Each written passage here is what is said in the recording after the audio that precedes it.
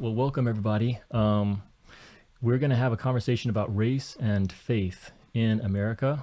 And really, this is a conversation primarily between me and Lakeith, not just because we're streaming it, but because we thought that might be a good way to begin this larger conversation within our community and others who might come across this video. And at the end, we will have some time for question and answer, but primarily, Lakeith and I are going to be processing just our own thoughts about race and faith and what's been going on in our country over the past several months in particular, but probably even reaching back a few years with some other stories that we're going to touch on. And we're going to share what God has been teaching us.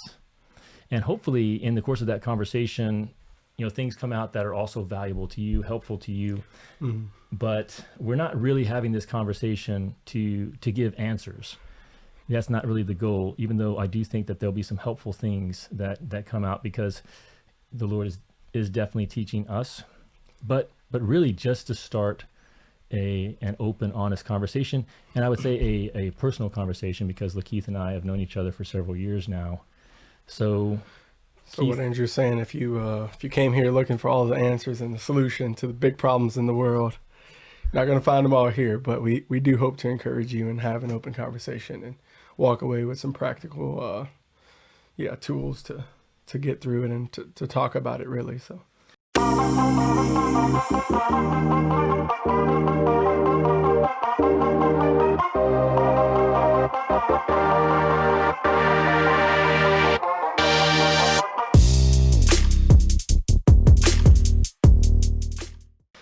Yeah, so Keith, you were sharing with me earlier your experiences. You're a new father, and you were sharing some of your experiences with your wife, Stephanie, as she was going through pregnancy. So it might be a good story just to start us off with. Yeah, for sure. Because on this topic of race, I think it's important to just try our best to provide context. So getting to watch my wife, Stephanie, go through pregnancy up close and see the different emotions and everything, seeing it up close, it was pretty humbling because there was nothing that I could do. She could try her best to communicate her pain and everything that she was going through, but I couldn't feel what she was feeling all the way. And I think that's so true when it comes to race and to some of the stuff that's going on in the nation. I think we lose a level of sensitivity when we speak without, I think the reason I wanted to be on this today, because I am, a black man, and I grew up here in America, and my experiences are going to be different than Andrew's experience. So he can't jump in my body and feel what I feel, and vice versa. So I think we wanted to approach this with a level of sensitivity, but also to acknowledge that I am, a black man, and I can speak on what it feels like to see some of the things that's going on and how it affects me and my family. So does that make sense, Andrew? Yeah, it does. And you shared about the device or the device. Yeah, I'm drawing a blank, bro. Did they have like it would they had the simulator. When it was on YouTube, all of those videos of dads hooking up to the pregnancy machine and going through the contractions, trying to feel what their wife feels, and they're like, hey, we can only generate so much of the pain that they actually go through. Same thing. We can never completely understand what it feels like, and that's okay. That's not a bad thing. That can promote healthy conversation and a level of sensitivity, especially when people are willing to listen. I think that there's power in that. So good call back, man. I forgot for a second. I was like, what you talking about, bro? Did you actually wear one of those? No, dude, I put one of those things. No, I put one of those things on, man. I thought shout out to the moms. God made you guys so special. Can't do it. Yeah, well, as events have been unfolding over the past especially the last few weeks, we've talked about, how do we want to address this as into the harvest. And, we plan to do a fuller conversation later this month, but we felt like we really want to jump on here and begin that conversation earlier, just because we think it's important and we think the timing is important to address it now. One last reason I would share about why we're wanting to do this is because, we both have an aspiration to be disciples of Jesus and to share the faith and to help others become disciples of Jesus. And to that end, we both pray a threefold prayer, and it's that the Lord would help us become students of his message, his truth, scriptures, but also that he would make us students of people, that we would really understand the audience that we're giving this message to. And then I would say in the last 18 to 24 months, I've also began to pray that he would help me discern the times, because I think that's a third component of being a disciple, an effective disciple and an effective disciple maker, is if you know the message and you know people, but you don't really understand the cultural moment that is happening, or you're just disconnected to it, you're out of frequency with it, that's really the environment and the context that you're going to be sharing the faith in. And right now, we don't want to necessarily, it's not about losing our focus when it comes to the message and the mission of Jesus. It's about that message and that mission being relevant to what's actually happening in our communities and in the world around us. So that's really why we're having this conversation. Again, it's going to be a personal one. So we're going to start off just by sharing a little bit of our own personal backgrounds and our own histories. So you want to, I'll give you a spoiler. They're very different. Yeah. So, Keith, you want to kick us off? For sure. I think before we were talking, we've known each other for a long time, and I think if you know us well, like personally, you know we have a unique testimony that God has given us, but we couldn't have come from more different backgrounds. So I'm originally from Chicago, the inner city. What about you, Andrew? Yeah, I grew up in rural Kentucky in farm country. Yep. I don't know a thing about farming or animals. I mean, we used to chase squirrels with rocks, but that was as far as we went with animals. And as my family know, we went through a lot growing up, a lot of just tribulation and just trials that some families experience, a lot of loss, a lot of broken homes and moving and stuff. So how about you, Andrew? Was it a little different as far as Yeah, for sure. We've talked about how Keith was really raised in an intergenerational family where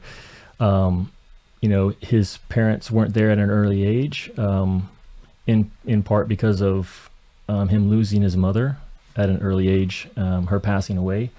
And so he had grandparents and aunts who really stepped in and stepped up to provide him with that home.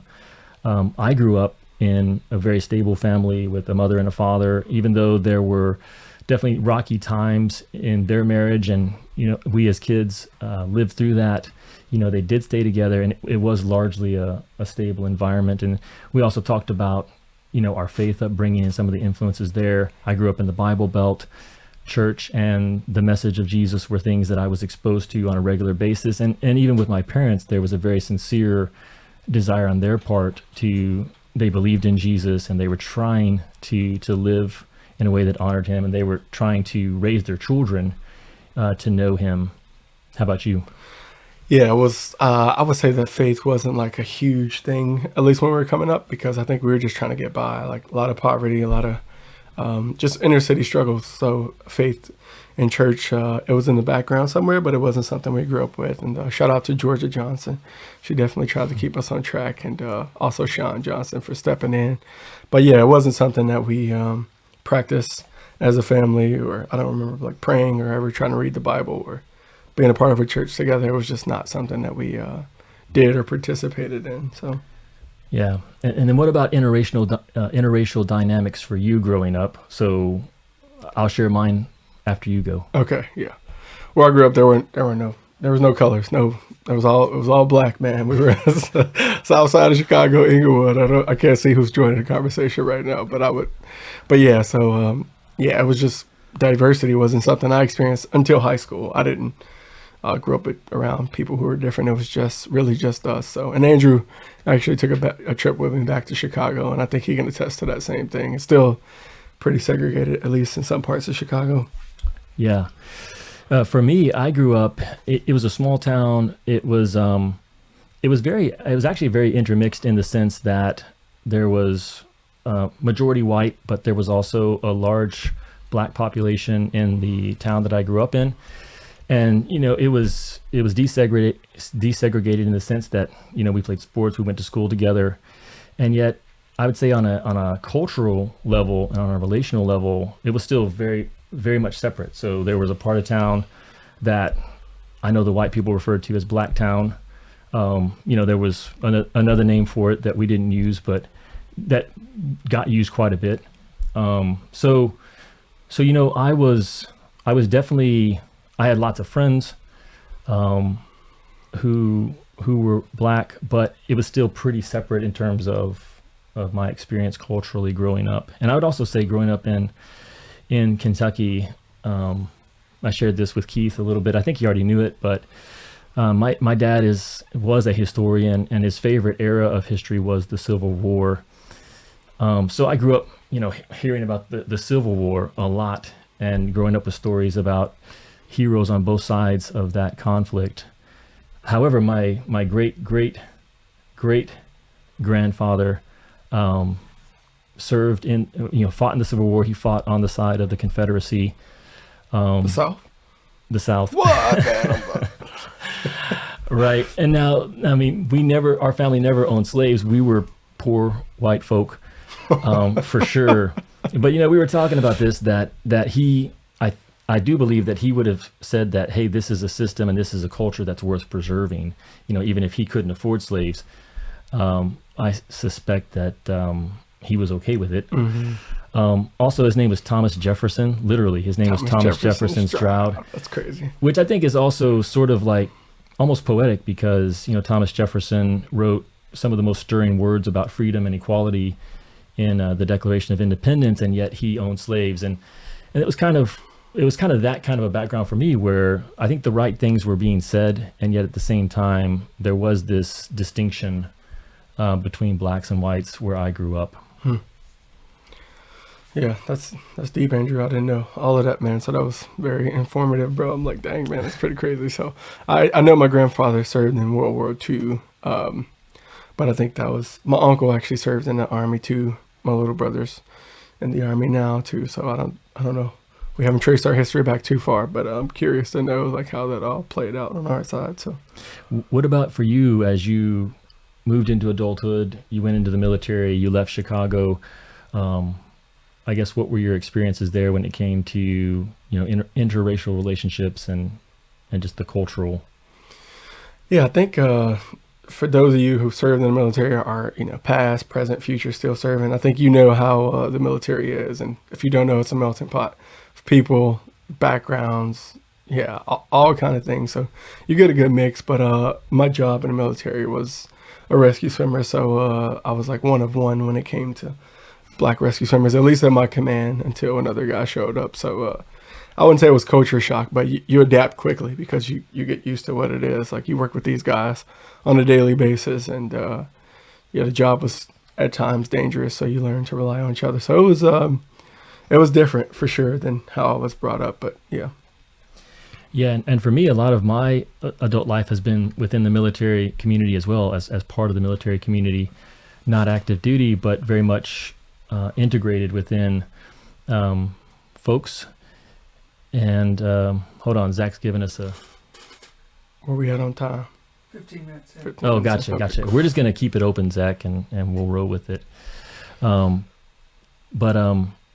But yeah, I do think that was something I appreciated, was the integration of the military, and how that really does bring a lot of different backgrounds, different cultures together. And yet I would also say that during that time, I was part of faith communities that were largely middle class and were largely white.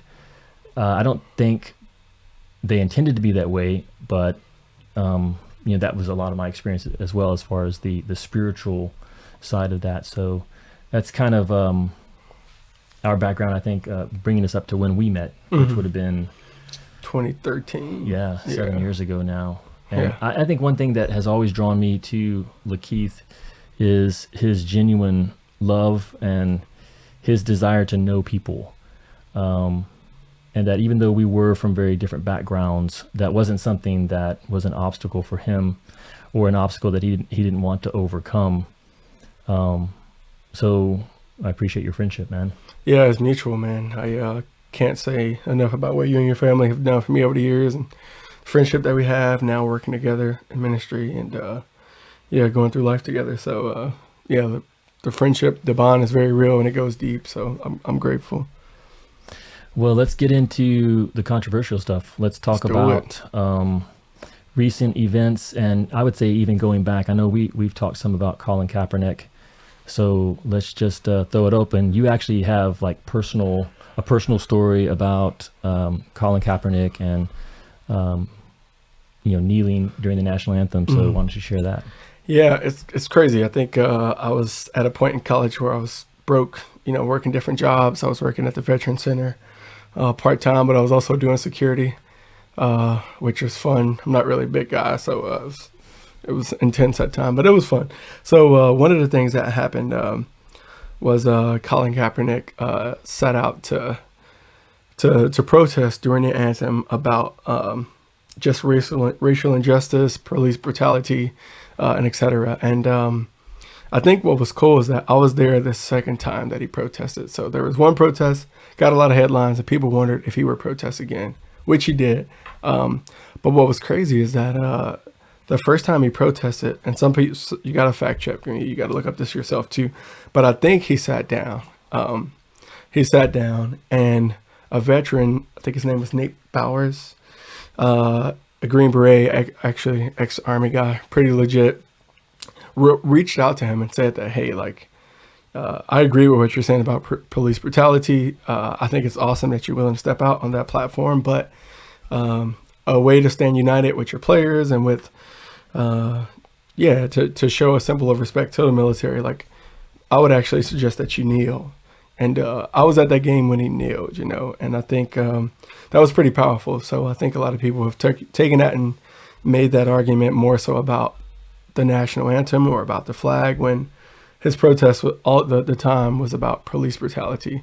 And when he was approached by a veteran on this topic, he actually changed his stance and kneeled out of respect for the military, but still protesting police brutality. So I was at that game, guys, working security. There were some very mean things said about him and about so it was just interesting to be there in that moment and to know that that's how people responded. But I think it was because the narrative changed. The narrative went from, hey, I'm protesting racial inequality and police brutality to you're actually disrespecting America. And that was never I think his intention or what was going on. It seems to me that that's one of the things that makes a conversation like this so challenging. Is it's hard to keep things on topic. And on one hand, I get it, because I mean there's a lot of problems in the world, and there's a lot of problems that involve race and racial dynamics, and we could spend time talking about any number of those. But when someone says that this is an issue and this is a problem, and then we come back with almost like, well, what about this? Or, hey, yeah, that's a problem, but this is happening, and that's not the right way to object or to protest that problem. Yeah. So I think that's at least for me, like I said, speaking as a black man, I do think it can be challenging, so I didn't know where we were at in the notes as far as the George Floyd, but jump in. Yeah, just to bring that up, I think at least from my standpoint, I couldn't watch the video. I didn't watch it. I just, after hearing about what happened and knowing what happened, I just didn't want to watch that. And just see that happen. But I think what I noticed is that we quickly moved on from this guy's death to so many other things, and I think if there was, like, I can use Andrew as an example. If something happened to Andrew and he was wrongfully killed at the hands of police, and I watched that, the mourning process for me would be it would be long. It would be very intensive. It would be like I would need time to process that, and I don't think we took much time to like really process that. I think people responded. Hurt people. We all know that. It's very true. And when you don't know what to do, you're gonna do something. And I think a lot of people did something, and we focused more on that than this guy just lost his life. I think I was watching something earlier talking about whether he was a hero and kind of getting to his background and almost character assassination. Right. But the point was, that guy didn't have to die. You know, like at any point, somebody with authority could have stepped in and defused that situation. So I agree with what you're saying about the narrative, Andrew. Yeah, and I hope we can communicate this, because I've given this a lot of thought, especially over the last few weeks, and I think there's some parallels here. And so, one of the big parallels, let's kind of stick with the killing of George Floyd. You know, when you see that video, I haven't watched the whole thing. I probably should, just as an exercise, but I've definitely seen extended clips of it.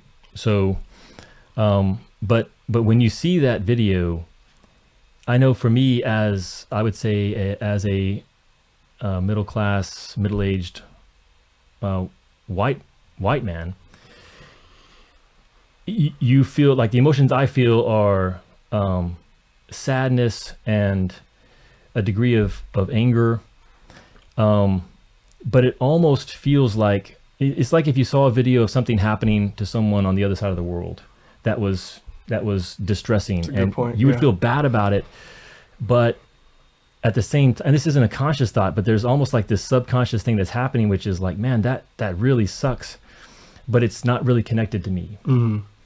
Because I can't imagine that happening to me or most of the people I know. And so you feel bad about it, but you don't necessarily see the connection. So I think the same thing with Colin Kaepernick. If a lot of people aren't experiencing that injustice, that police brutality, but they are very patriotic, and maybe they've even served in the military, or they've been a first responder, and the flag means a lot to them. And so police brutality, they I'm sure most of those people would probably say like, hey, I think that's a real issue. That's something that needs to be addressed. But what really gets the response is a totally different issue, which is patriotism and honoring the flag. And so when those lines get crossed, you know, we're seeing the same event, but we're having a totally different emotional reaction to it because of the level that we are or are not connected.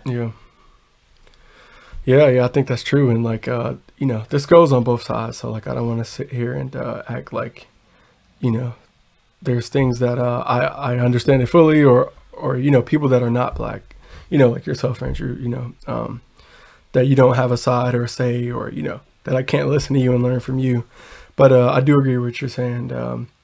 And yeah, just to let you guys know, like, how it feels sometimes, like, I try my best to be above reproach. Like, I don't want to put my family or anybody in jeopardy. So, yeah, there's things that I avoid, but there's things that happens when, you know, police is behind me or I'm getting pulled over that I can't explain, like that I can't, going back to that pregnancy analogy, like I can't make you feel those things, you know, but you can hear me, like you can hear what I'm saying about it. And yeah, it's not easy. And like, man, shout out to all the police officers, the men and women who wear the uniform, who, you know, the ones that are really trying to truly protect and serve. Like, I don't want to, you know, minimize what they do. And I mean, I did security for a little bit and I was stressing, so I can imagine being a police officer. I just couldn't do it. So, yeah, but like, that's very real. And when it, you know, I'm not saying I was okay with the looting and the rioting and like people, you know, tearing down things and stuff like that. But, yeah, it was strange to walk around a store with my mask on a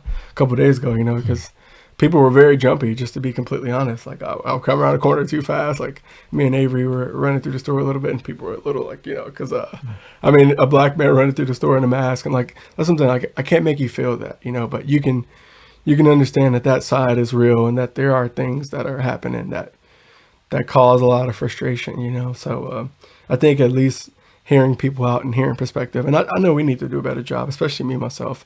I don't think I've been as vocal as I need to be, but that's why we're here today, like having this open conversation. Yeah, that's one thing that Keith, we were talking about this a week or so back, you know, how do you feel when you get pulled over by the police? And, you know, my grandfather was a state trooper in Kentucky. And so when I was learning how to drive and getting my license, you know, my dad would tell me that, hey, you're going to get pulled over at some point, and just be respectful, say, sir, like, even if you were wrong, if you were right, it doesn't really matter. Just be respectful. You know, he kind of walks the whole thing, like, stay in the car, do what they say, and you'll be okay. Like, and that's always been my experience. So whenever I get pulled over, like, because I think your question was like, how do you feel, or what's going through your head what happens, when you get pulled over? Right. And yeah, like what's going through my head is either I know I did something wrong, and so I'm frustrated, but that's about the extent of it. It doesn't go beyond like, man, I hope this doesn't really go south in some ways. And so I think even just talking about very common experiences that people have, and the different way that is experienced, especially based on whether you're a black person. Yeah. I one of my biggest fears is walking up behind somebody at an ATM. Man, it's like it's so uncomfortable. Like, and not saying that like I don't get mad at people. I'm not frustrated because it's like I can't understand where they're coming from. They can't understand where I'm coming from. But yeah, it is kind of strange, like, because people get very, worried. It's just nervous. Like, so I think I appreciate you just acknowledging a level of sensitivity about it and just knowing that it's different. So yeah. But I mean, like I said, I've had good experiences with cops. Like I've had policemen that have helped me out, and first responders. So it's not to like cast aspersions on everybody and say they're bad, but I think just going back to there are issues that need to be talked about, and that's okay. Like I think it's okay to have this dialogue, and I've never seen so many people more open to conversating about the things that are going on. So that's encouraging for sure.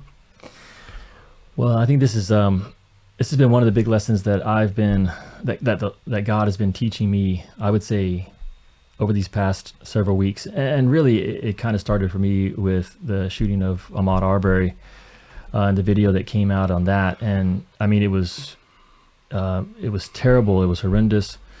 But then there's just this succession of videos that have come out and gone viral of real people where what ends up happening is not what should have happened. Right. And again, just the honest emotions that I feel when I see those videos is I don't want to watch them. Yeah. Because I feel bad about them. They seem disconnected to my reality, and there's a lot of negativity that ends up happening, whether it's in the comments or a lot of negative emotions. And so the temptation for me just for me as a white person is I don't want to watch those videos. I don't want to engage in those conversations. But I think again, it's because I feel disconnected to that. Like I don't see that is going to have direct bearing on my own life. So I think that the first lesson that the Lord has been teaching me as a white person is don't look away, because that's the temptation. That's what you want to do, is it's bad. You hate that it's happening, but you don't really want to dwell on it. And so thinking about, well, if I was a black man and I saw those same videos, I would not respond that way. I would have a much more emotional response. But it would be much more, I'm guessing, it'd be a much more outrage, anger, fear, frustration, and the emotions that I feel is like, well, basically I don't want to feel emotions. Right, so that's really the temptation is to want to look away. And so that's mainly like, that's just a lesson that I think God is teaching me right now. Yeah. And I think I'm still learning, Andrew. I don't know if I have like something like, man, I know God's been teaching me this one thing. You never want to see anybody pass away or die on video or get killed on video. Like, I'm just not a fan of that. Like, it hurts it hurt because that person meant something to somebody. So to watch them on camera die, like, it's just not. But I do respect where you come from. Like, I understand you have to, because all of us are so desensitized that we can process information like, as if it never happened. But so I do think it's good to slow down, to watch, to pay attention, and to observe, but then to carefully respond. So I think God's just teaching me to keep the conversation open. Like, I can be a bridge. I'm out here in San Diego. I have a lot of friends who are not the same color as me, like we can have these conversations and slowly but surely, like we can, I guess just do better, and I thank God that we have the gospel that supersedes everything that we're talking about. Like one day Jesus is going to make all things new, but until then we have to deal with these things. And especially as a faith community, we have to learn how to bridge these gaps. And I love what you were saying before we started, Andrew, about how faith, if it has nothing to say on relevant issues, then that's a big L on our side. That's a big loss. So I'm glad that we do have something to say. So yeah, there's one of the verses that fits with what you were saying is James 1:19, which is another lesson that I think God is teaching me. I would say I'm doing better on this one, but it's be quick to hear, slow to speak. And man, I see a lot of people who are being very slow to hear and very quick to speak. Yeah, bro, it's crazy. So, it's crazy. And I feel like God taught me that lesson about 10 years back. And so in this particular moment, I'm just wanting to really double down on that. Like, hey, there's something happening here. And if I don't understand it, the solution is to listen. It's not to necessarily offer, my take or to give what about. Right. Because that's where a lot of the quick to speaks that I'm seeing are, well, yes, that's a problem, but what about? Yeah, that's true. And I think, that's just a big lesson for us. I think even more so for those of us who are believers and who are openly representing Jesus. And it's tough because social media, you don't get a lot of second chances. Like when you put something out, when you're quick to speak and you're slow to hear, and you put that out over Facebook or Twitter, really hard to bring those words back. And even if you try to, some of the people that heard the first statement or saw the first post, they're not going to hear the second one. So yeah, and like especially even on this video, this is a live streaming video. Like there's probably something we said we misspoke, or we've been trying to be transparent and speak from the heart, and I guess be as godly as possible in those moments. But I think I've seen some mean comment sections, man, like where it gets so ugly. So I would suggest just call a person, like, or meet up. I know that with COVID going down, it's a little bit harder, but like video chat, there's Zooms. Like one of the bonuses of social media is that we have ways to outreach. I think Instagram, Facebook, Snapchat, all of those have a video service where you can call somebody and talk to them. And I'm telling you, a conversation, even if it's over the phone, is way better and way more meaningful than a conversation in the comment section, because I don't know what happens to our filter in those moments or what, but it gets pretty ugly. So I think what you're saying, when you're looking at someone in the eye, it's just a different, so much of communication is nonverbal. And so taking advantage of those technologies is really important. Yep. We're going to take advantage of this technology by opening it up to some Q&A. If you guys have things that you would want us to talk about or to address, specific questions or dynamics that you're seeing happening, then go ahead and type those in. And we will we're willing to respond to those. If there aren't any, then we'll probably wrap it up here in the next few minutes. There's a couple other lessons that I'd like to pass on, just to share that God is teaching me these things. Again, this is not me saying that other people, I'm sure God's teaching other people things that are different than these. This one was heavy for me. It's the question of, am I praying? The things that I'm seeing. And again, I would go to, if you're having conversations with other people about what's going on in our country around race and justice and injustice, but you're not praying about it, then why is that? Especially as a believer, if you're posting on social media about what's going on, or even if you're just sharing and passing on other people's posts, but you're not praying for the family of George Floyd, and you're not praying for the police officers and the police department that was involved in that situation.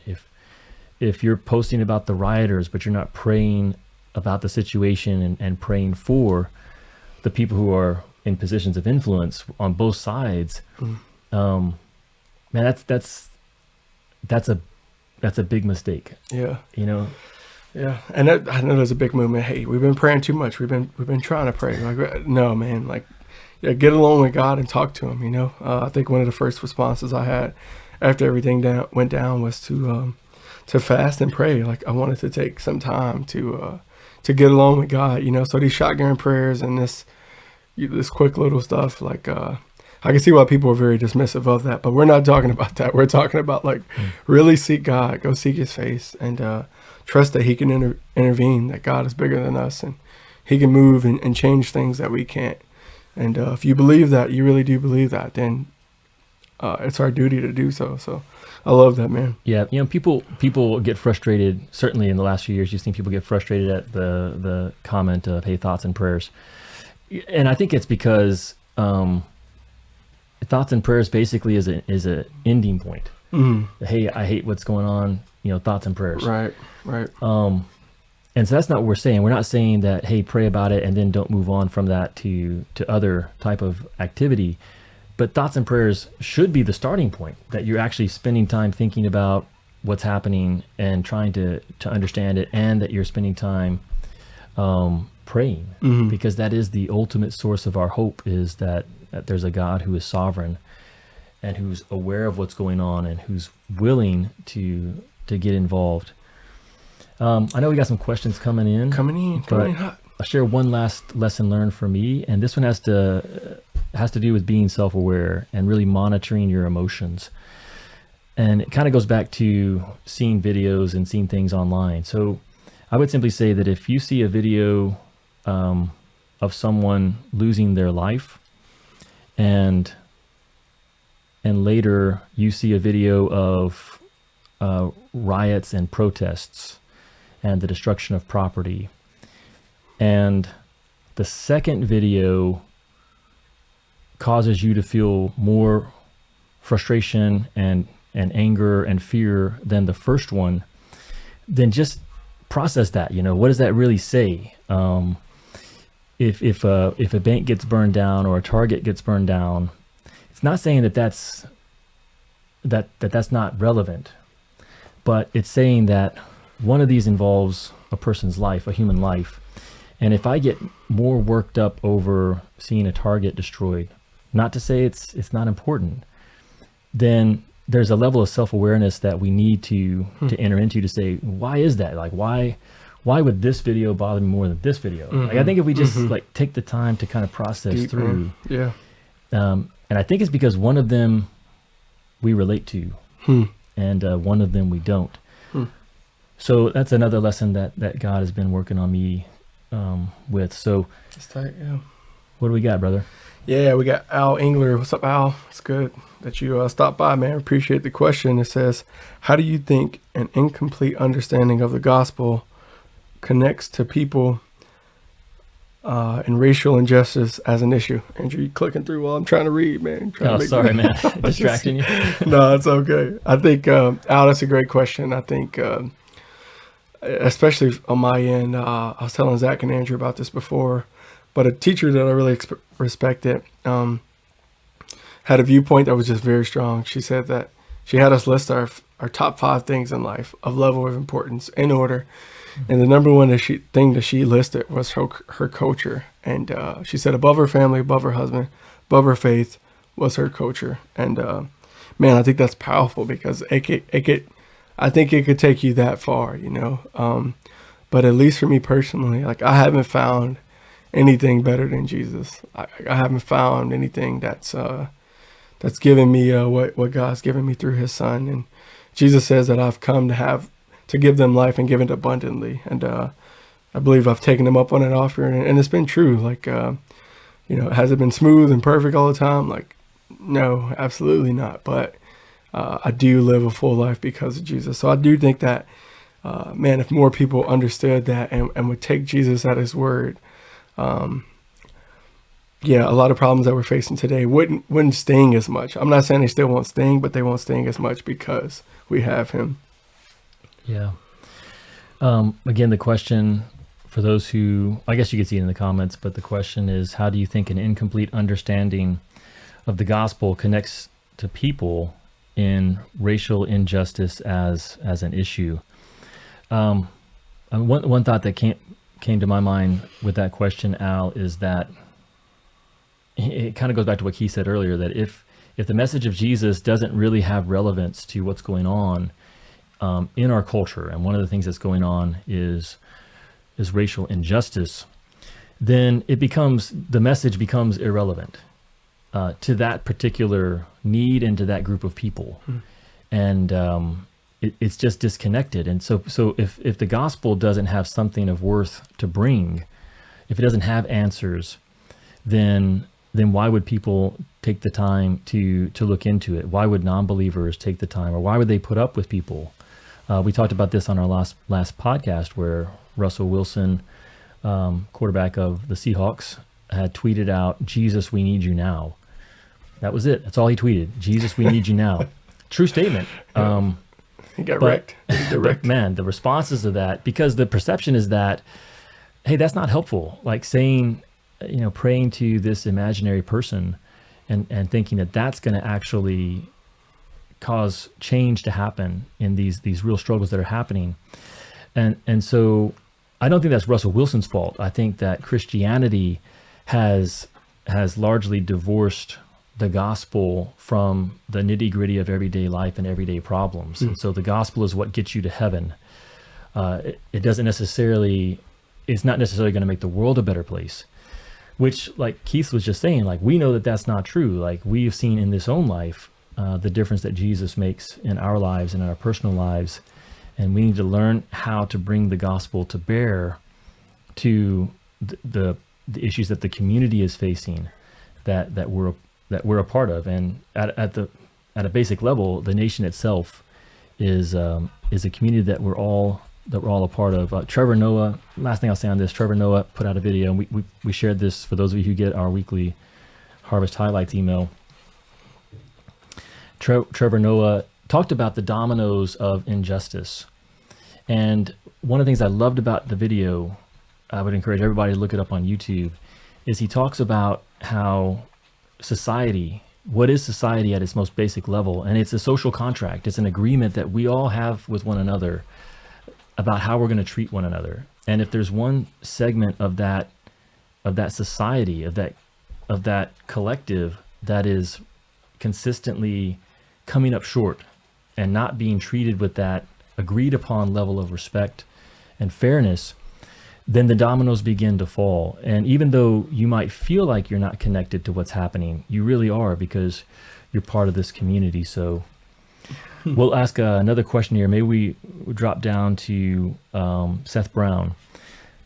Seth asks, how do you see Jesus addressing people's emotions, which are very real to them, instead of strictly addressing the facts of their circumstances?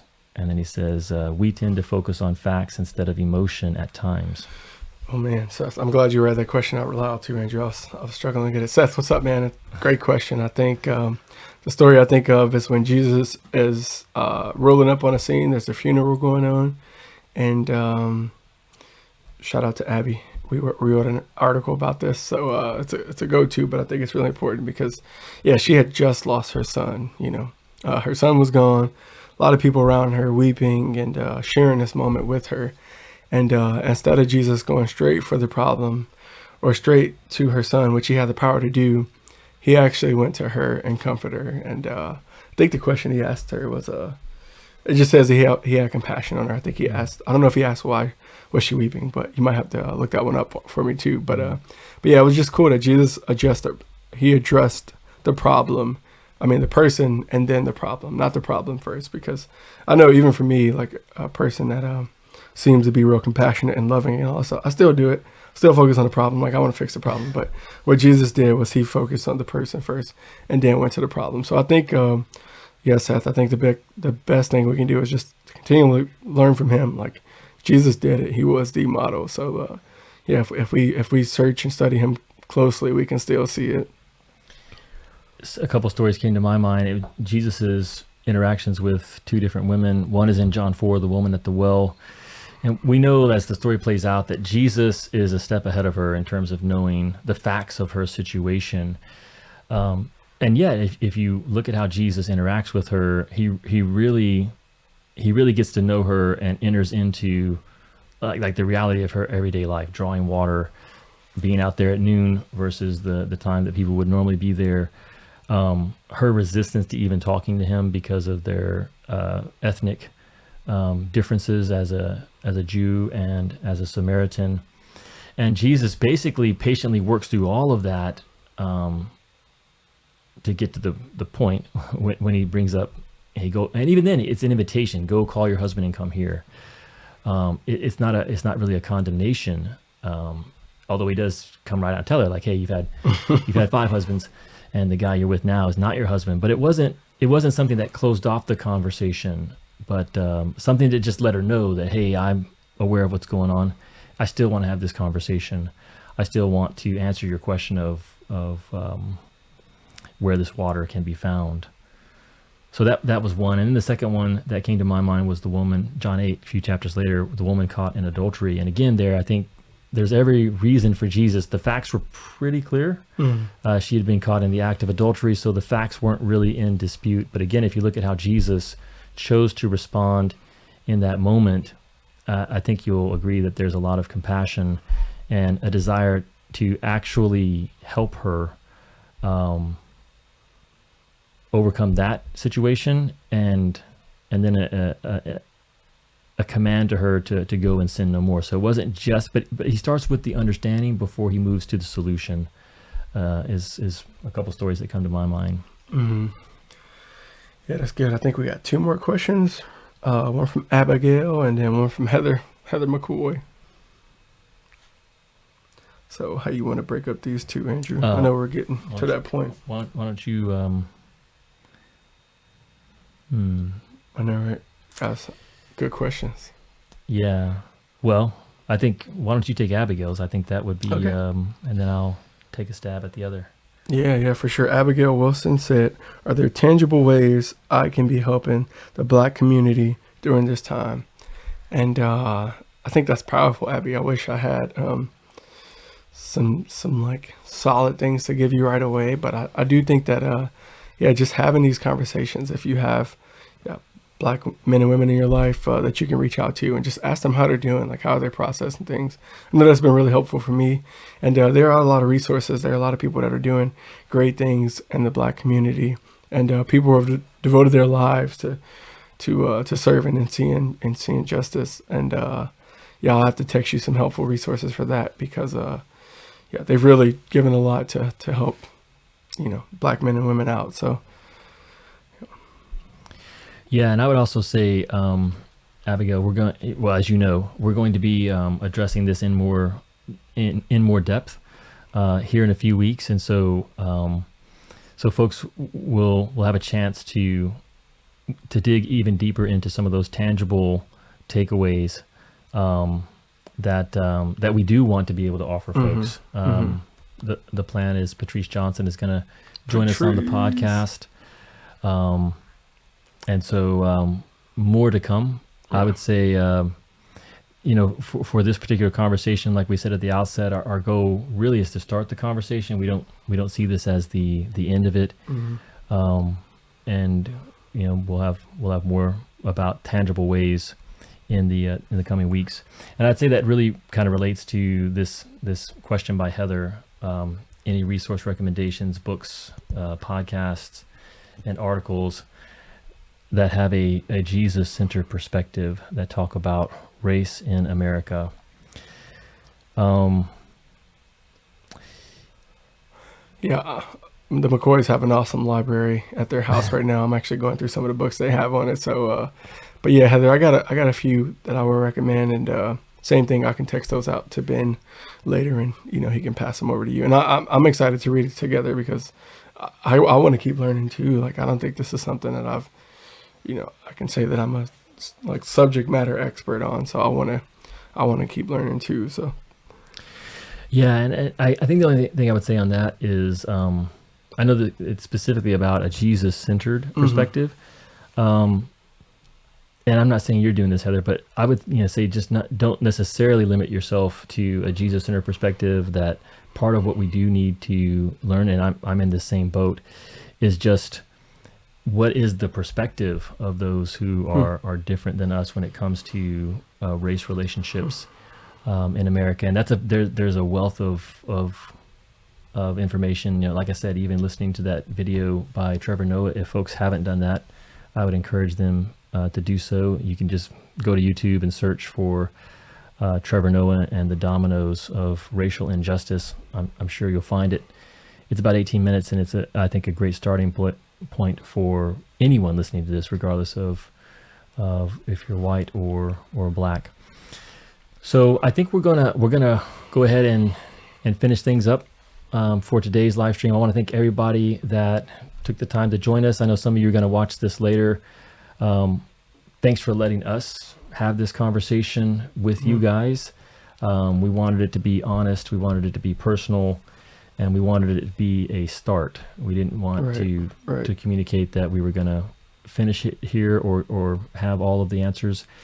We are going to continue that conversation here in a few weeks with guest Patrice Johnson about race, religion, and faith, and the way of Jesus in modern America. So I hope you guys will be on the lookout for that. Yeah, we are actually going to build a lot of that episode around questions, and so we'll take some of these questions that you guys asked.